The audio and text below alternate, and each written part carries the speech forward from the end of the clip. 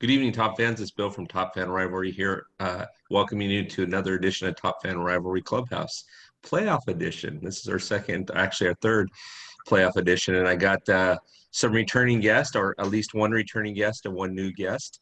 We got Jackson returning, our top Braves fan, and we also have Ned, who is another top Braves fan. I'm the lonely soul Dodger fan tonight that is taking a beating and not too happy with Freddie Freeman at this point, but we'll see.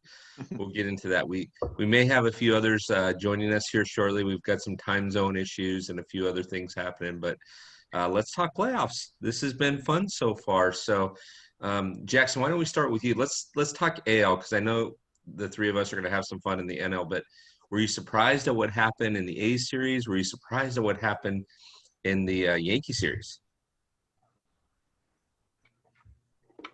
Oh, hold on a sec. My internet just cut out for a second. That was weird. Oh.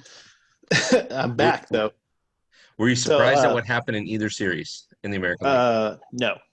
I think the Astros are way better than the Athletics, just from a lineup standpoint. I think that the Yankees are overrated, as always. I'm glad Tampa Bay put them in their place. And it looks like Tampa is showing that they're the superior team because they're just manhandling Houston. Aren't they though? Dad, what do you think? Were you surprised with the turnout of either one? Well, I mean, not only in the American League, but in the National League as well. You know, the teams from the Centrals were out in the division series, in the wild card series. So you had a lot of familiarity going on with the teams that played each other. And surprised by it, yeah, a little bit. You know, I thought the Yankees actually would hit a little bit better against Tampa, but they didn't. Mm-hmm. The thing that's interesting is that when you get into the playoffs, you start, especially this season, you start asking, who's this guy? Never heard of this guy before. And maybe it's because of the 60-man roster, who knows? But it's kind of a situation to where I think there was a lot of familiarity there. And I think that's what actually gave Houston the advantage, and also Tampa Bay as well, because I believe Tampa Bay handled the Yankees this season. I think they beat them 7 out of 10 or 8 out of 10 games this year during the regular season. So, but I think Jackson was right, is that, you know, Yankees probably were a little bit overrated, but I think that's what MLB wanted, was probably Yankees Dodgers, you know, East Coast versus West Coast. They're not going to get that, but you know, this is what makes the LCS so great, is you've got teams that haven't played each other yet this year, and you know, the makeup's a lot different, but I'm sure we'll get into that. But, you know, the one thing that also, too, was interesting is that, you know, all but one of the series went a sweep, 2-0. So I think maybe that's another reason for the familiarity of everything, is that the teams already kind of knew each other. You know, watching, you know, the Dodgers-Padres series, because, you know, we get to see that here. And I wasn't surprised by the outcome. Only because, you know, the Dodgers have the experience, and I think really that's what it comes down to as well, was the experience of the teams, you know. And there's a certain stigma that goes along with a lot of these teams that are playing, like Oakland just never seems to can get over the hump, right? And no matter who they play in the playoffs. So, but you know, Tampa Bay, they're kind of young, they're upstart, they're intriguing to watch. I think they're well coached and well managed. So I think really when it comes down to these shorter series like that, that's really what takes a lot of that's where, and a lot of the strategy comes in it as well. And you know, the guy they had pitching today was Morton, who pitched for Houston, right, Bill? Game 7. Yeah. 2000. I mean, so you know, so he's got a lot of familiarity with Houston already with the players there. So, you know, it's you know, this is the good thing. This is the good thing about this sport. This is the fun thing about this sport, is that, you know, it's so unpredictable, and that's what makes it fun. And, you know, when you have series like this, it's great. It's not like the Super Bowl, to where, you know, a guy can have one bad game and, you know, you're done. But so It's been a lot of fun watching it so far. Yeah, you make some good points there too. I mean, it seems like just about everybody gets into the playoffs this season. So you didn't have necessarily the superior teams that were getting in. In the American League, the Yankees were a good club. They're always. Joe Torre mentioned it best in his book years ago called The Yankee Years. He says most people are afraid of the jersey, the name of the jersey. right? And so we go into a different stadium, and they'll say, New York on it, and they're afraid of the New York jersey, where they get a lot of their clout from. Was a little surprised that Tampa Bay did as well as they did, although they're obviously the more superior team than the Asterisks. I'm at a quandary. I'm really at a quandary because I would love to see the Dodgers. I mean, just from a personal standpoint, the Dodgers have a rematch with the Asterisks without them being able to cheat. But I hate the Asterisks with a passion. I mean, I hate them with a passion. Ned, you remember back when the Braves were in the National League West, and the Asterisks were in the National League West as well. I mean, the Mike Scott, Nolan Ryan years, those years, and so it, yeah, I go Tampa Bay. I was not surprised. I don't think the A's. I think the A's are still a little too young. The team that I was surprised that got knocked out was Dave's team. I was surprised that the White Sox got taken out as early as they did. That club is a club to watch in the very near future. I think we're going to see a lot of fun stuff happen out of that side of Chicago. Dave, if you want to unmute yourself, I'd love to get your thoughts on what you saw in the American League. Well, I love the Rays. I love how they play. No superstars. They just beat you by 1,000 cuts, and they play the game right. And I don't know, for whatever reason, I could see it coming. I didn't think the Yankees were going to get past them, and I really don't think the Astros are going to get past them this year. Just really good, sound, fundamental baseball. Yeah, I don't think the Astros are going to get past them. I mean, it seems like every day, and Tampa Bay, regardless if they play the Dodgers or the Braves, they're a scrappy. They remind me of the Angels of 2002, because they just keep coming back, and every day it's a new superstar. It's somebody making a big play, and it's not even a household name. It's not somebody that's a household name. It's just a guy that's making a good play. Today was Margot, who had an incredible catch and a 3-run home run. You just don't expect that stuff. Right. Well, and how about that at bat against Chapman at the end of that series? Mm-hmm. To win that game, that was epic.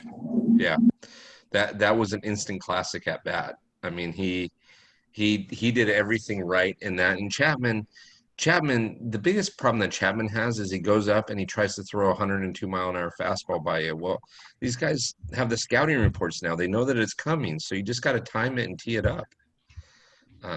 It's not like the olden days where you had like a Trevor Hoffman or even Mariano. Mariano had that cutter, but Trevor Hoffman had a nice fastball and a curveball. So, yeah, just the Rays always go for that. Fundamentally sound.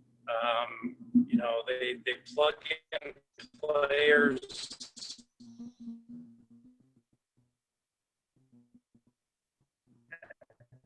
There's no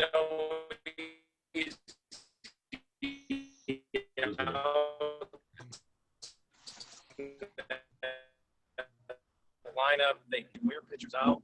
They just do everything right. The bullpen is amazing. Yeah, it's a good team. So, Dave, I'm going to ask you. I'm going to transition here for a second, since you are the only impartial person on this Clubhouse tonight about the National League. I mean, we already know who's going to win the Dodgers, right? But I mean, just for Jackson, what do you think? What do you think is going to come out of this series? Do you think it's going to go 7? What do you think is going to happen before we break into our Braves fans and me as the Dodger fan? I think it goes at least 6. I think the Dodgers end up winning. The lineup's just way too deep, and they've got more playoff experience to draw on. Arrested Kershaw is a problem in a series this long if you're the Braves. That's my take. Yeah. I love the Braves, though. I love the team. They're going to be a power for a long time. And I agree with you, Dave, in the sense that they're going to be a power for a long time. I'm admitting that right now that the Braves, this probably won't be the last time the Dodgers and the Braves meet in the NLCS in the very near future.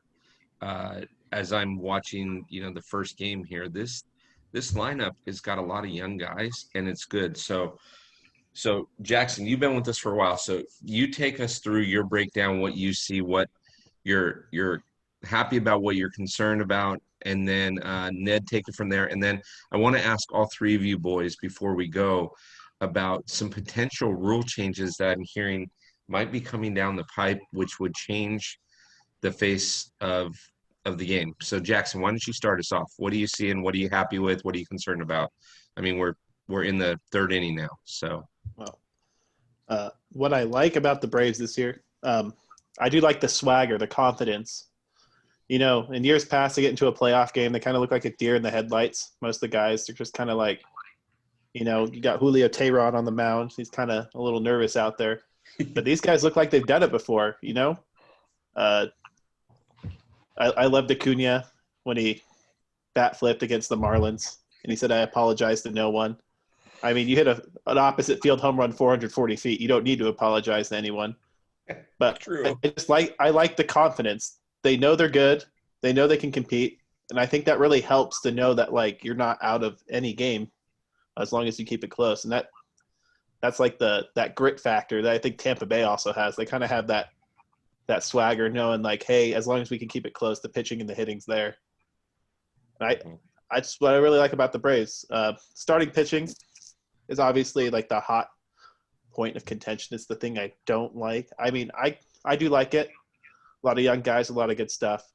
But I said it once, I'll say it again. As long as they can get 5-6 good innings, that bullpen's good enough and deep enough to carry 4 innings a night. So Yeah. I think the Braves got this in 6 games, maybe 7. I like it. Ned, what do you think? Well, I was alive in 1995. Jackson wasn't. This is a very similar team to when the Braves won their World Series championship in '95, and there's a lot of comparisons, especially the big three starting pitching that they have. You can kind of compare that with what we've seen so far in the playoffs. The mix of veterans with young talent, you can see that makes for a well-balanced club, and just kind of watching the game so far, the Dodgers look a little nervous. And what I mean by that is, they look relaxed with their first 2 series, but this one, they kind of know they're going up against some good competition. And to Jackson's point about the swagger, that's kind of what I noticed, especially in 2018 when they won their first of 3 division titles, and they did face the Dodgers in the division series. Yeah, it seemed like after the third batter in the lineup, it was like, all right, well, you've got 6 outs before you come back to Acuna, right? This lineup is a lot deeper. It's lengthened a little bit with just with the talent that they have, and just the way that they hit in situations, especially with 2 strikes and 2 outs.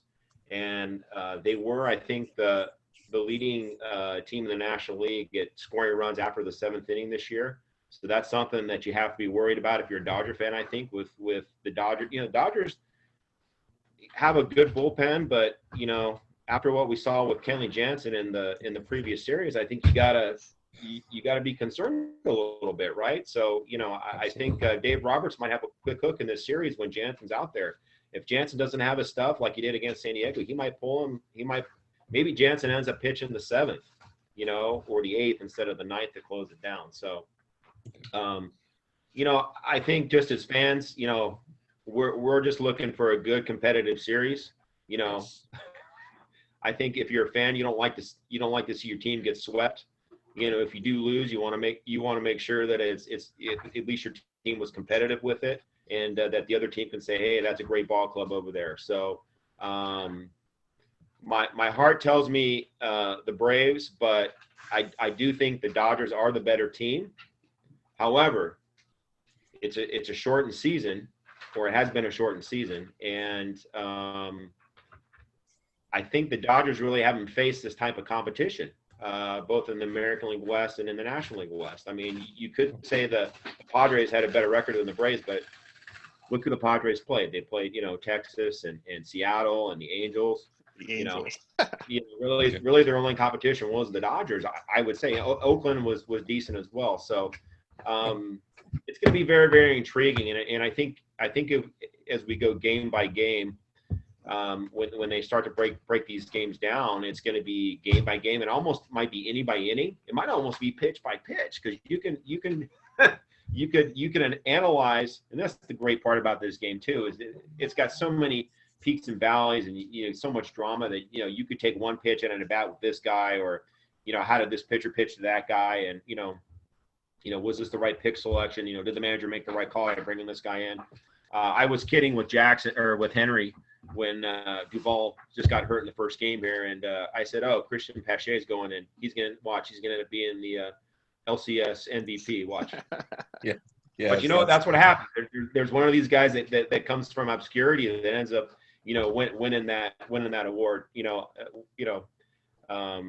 But it should be very, very exciting to watch. I'm actually excited to watch it, and hopefully we'll see what happens. Especially living here, in the LA market, you get to listen to the local radio, and it was kind of fun to listen to the Dodger broadcast, the pregame broadcast on the way home from work today, talking about the competition, and that's always good to hear, because usually they only talk about themselves, but now they're talking about the competition and how good they are. So I agree with you in certain aspects of it.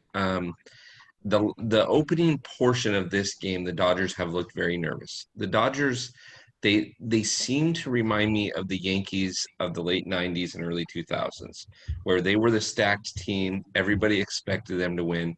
Anything less than the World Series was an epic fail. Anything less than a World Series championship was definitely a fail. So much pressure, so much adrenaline. Where Atlanta comes out, they look relaxed. I mean, unless you live in Atlanta, most people are not saying, the Braves are going to take this series, although pound for pound, the Braves look good. My concern is that the Dodgers are good late, but you can't play that late game. You can't play that, wait and get 2 or 3 runs in the 6th, 7th, and 8th inning. You've got to jump out early. Not against his bullpen, you can't. Atlanta's bullpen is so tough. They can match you pitch for pitch. Yep. Sorry, didn't mean to. The thing that the Dodgers do well that I really, really like is they don't expand the zone a lot, which we're seeing right now with Max and his higher pitch count. They're not expanding the zone, which in a 7-game series in 7 days, your pitcher's arms are going to be your bullpen's arms are going to be dragging unless your starters can go 5, at least 5, but they need to go 6 or 7, because they're already talking about, who pitches game 4 for the Dodgers, who pitches game 4 and 5 for the Braves, or they bullpen games, those type of things. I do think the Dodgers are just, they remind me when they're on point, they remind me of the 27 Yankees in that murder's row scenario. They're just really, really good, really, really powerful. They don't expand the zone. They take pitches well, and they've got a little bit of speed. And to use Jackson's word, I mean, Cody Bellinger had a lot of swagger after making that one catch in the against the Padres. I mean, that he timed that. He was twisted up backwards, everything, and then just leaped over the wall and caught it and jumped down. And we actually got to see Manny for who Manny is, even though we saw him in the playoffs a couple of years ago when he tried to break up a double play and hit the guy in the groin. We got to see his passion, because I guess it's okay for him to bat flip after he hits a home run, but it's not okay for a pitcher to show emotion. So it's got to be one or, it's got to be both or none, right? So let me ask you guys this, because there's a lot of talk right now that I wasn't aware. Well, first of all, I knew that the DH is probably going to be a permanent thing in both leagues. But there's some talk right now about either abolishing the shift, or if they don't abolish it, that the infielders need to be at least on the infield. So like against Cody Bellinger, for example, you'll have your third baseman playing like a short right field because Cody pulls everything. They're talking about abolishing that for next season. So as strange as that seems, and that just play the game. I don't care about pitch counts. I don't care. Like, I'm from the old school. Ned, Dave, you guys understand this. Who cares about pitch counts? I mean, you care about it in Little League, but who cares about it in pitch counts when you're making $100 million a year? You know, get your exercise in. Who cares about pitch counts? If you want to play shifts, if you know, that's fine. But Dave, what would you think about them abolishing the shift idea?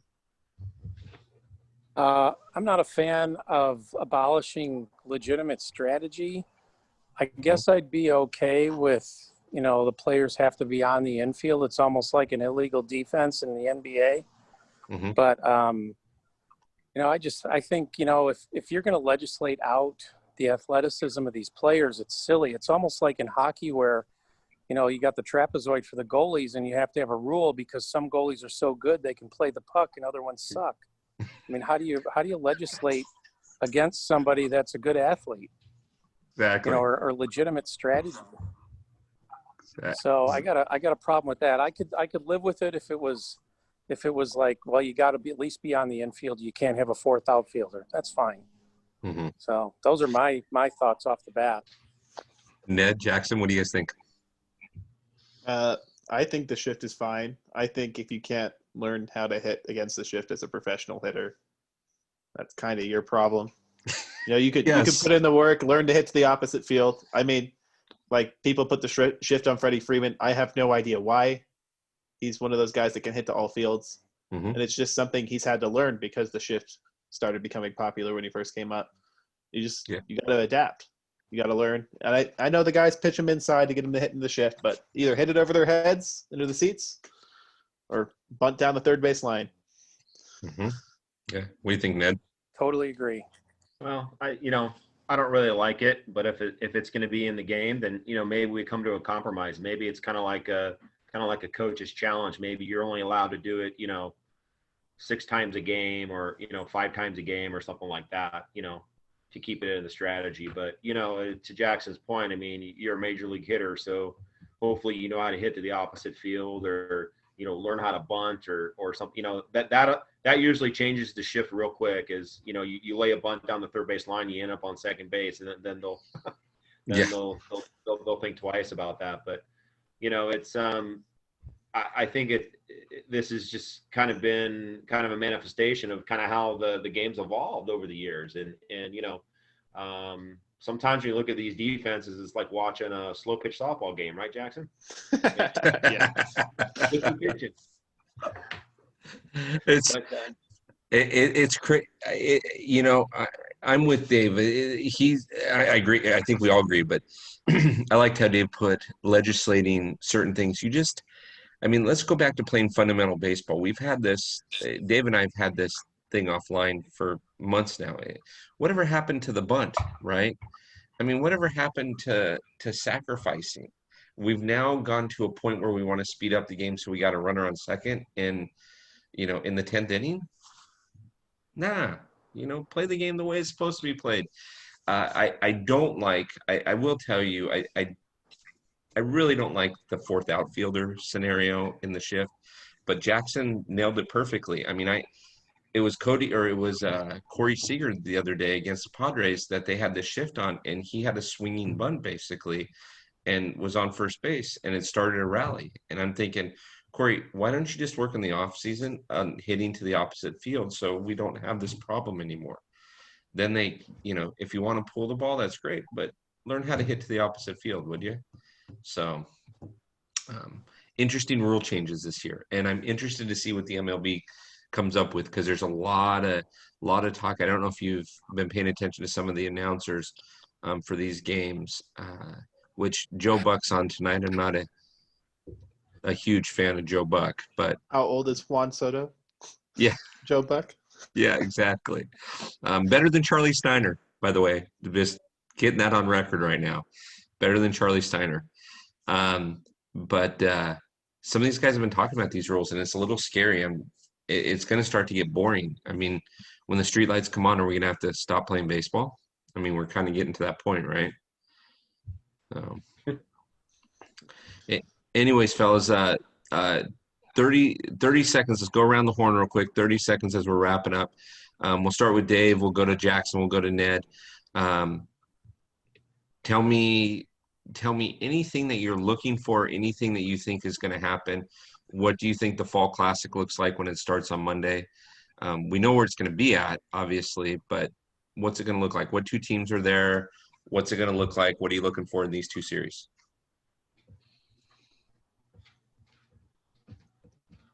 Dave, do you want to start us off, or? I'm going to pull a Donald Trump here and not even answer your question.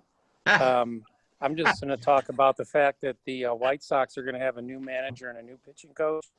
And, I couldn't be happier. And I know they already know who they're going to grab. It's going to be a Latin to go with the Latin players, and I'm excited as heck for that. I see the Rays and the Dodgers at the end, and chances are the Rays can't make it all the way, but I would love to see that. I like it. Thanks, Dave. Jackson. You already know. I said the Braves in 6 or 7. It's gonna be a tight series. It could go either way. I mean, but I think the Rays have actually a really good chance the way they match up against both the National League teams, just with the super deep bullpen they have. Like Diego Castillo threw like how many pitches in Game 5 to beat the Yankees? He threw like almost 30 pitches, and he came back in Game 1 and threw like 25 pitches for a 4-out save or something like that. He got incredibly lucky though with that one pitch double play in the 8th inning yesterday. Oh Yeah. My gosh. Talk about the ball being hit to the right place at the right time. You know what? Sometimes it's better to be lucky than be good. That's true. That's what I've learned from life, especially playing slow pitch softball. It's better to be lucky than to be good a lot of the time. Just ask the Asterisks. They were lucky in 17, and they may have been cheating a little bit too, but they weren't Henry, good. go get a trash can and start banging it. Yeah, exactly. But Ned, I think the World Series will be great no matter who plays. I'm agree. excited to watch it. I agree. Ned, what do you think? This is so hard. I mean, it's probably going to be Dodgers and Rays, but if the Dodgers don't win it this year, I think as a fan, you got to start saying, okay, do I have the right leadership? Is Dave Roberts the right guy?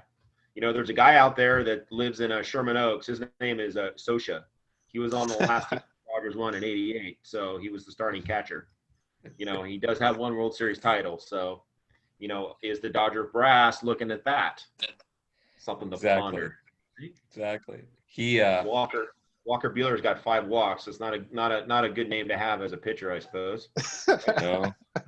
He's struggling. I'm watching it here. He's struggling tonight, which doesn't bode well that both starting pitchers their pitch counts are high. So doesn't bode well.